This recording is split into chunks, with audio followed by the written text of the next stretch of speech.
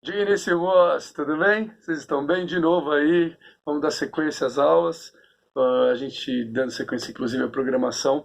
Entra nas lições 10, 11 e 12, tá bom? Então, aqui, ó, na página 28, ó, lição 10, também as lições 11 e 12, que dizem respeito a tipos de sujeito. Uhul, fantástico, tá bom? Quando a gente fala em tipos de sujeito, inclusive então da página que agora que você, da página 28, passa pela página 31 e condiz inclusive com os exercícios que vão até a página 33. Então, a gente fala de tipos de sujeito e dá para fazer essa bateria de 3 lições, 10, 11 e 12. Dá para se divertir bastante em época de confinamento, né?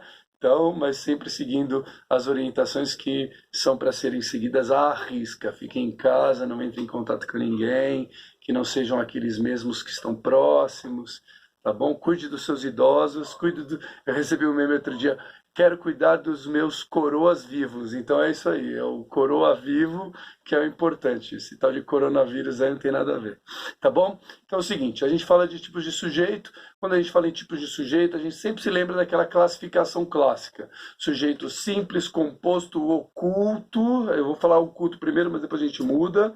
Simples, composto, oculto, indeterminado e inexistente. Eu falo inexistente primeiro, mas depois a gente abre um leque e dá outros nomes também para ele. O que acaba acontecendo? As provas de vestibular modernas, elas estão cada vez mais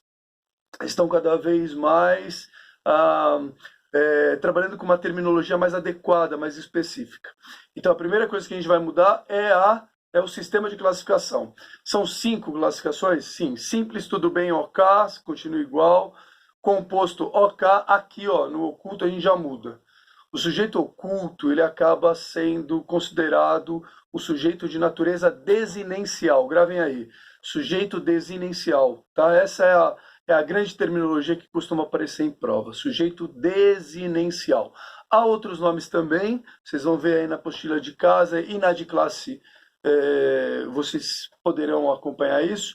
Desinencial, subentendido, implícito e elíptico, tá? Essa última, elíptico, é muito condizente com aquela figura da linguagem, a elipse, que condiz com o apagamento. E é por aí que a gente volta a entender o desinencial. O desinencial nada mais é do que o apagamento do sujeito.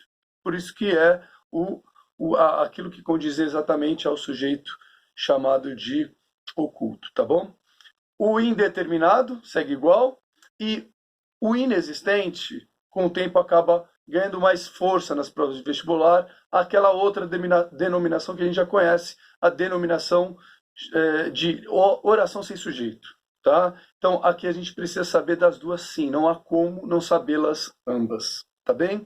Então, oração sem sujeito ou inexistente, indeterminado, desinencial e aquela série de outras categorias de classificação, desinencial, implícito, elíptico, subentendido, deixando um pouquinho de lado o oculto, que a gente vai ver menos em prova, compostos e simples. Bacana? Total de 5, OK. Bateram os 5 com os quais você sempre trabalhou? Daqueles que você sempre, aqueles a que você sempre fez referência? Bacana? Legal, nós vamos pegar esses 5 e dividir em 3 grandes grupos. 3 grandes grupos. Primeiro grupinho, comporta os 3 primeiros, tá? Diz assim, ó. Primeiro grupo, comporta os 3 primeiros. Simples, composto e desinencial, hoje em dia, estão incorporados num grande grupo chamado de sujeitos determinados. Repito, sujeitos determinados, tá?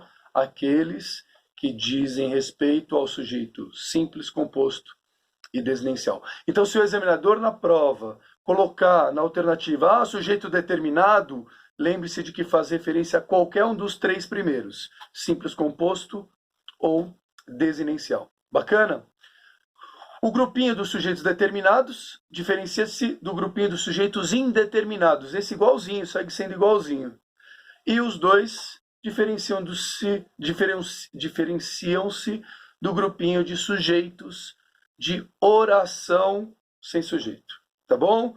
Então, sujeitos determinados, sujeitos indeterminados e orações sem sujeito. Aqui a gente vai encontrar 3 grandes tipos.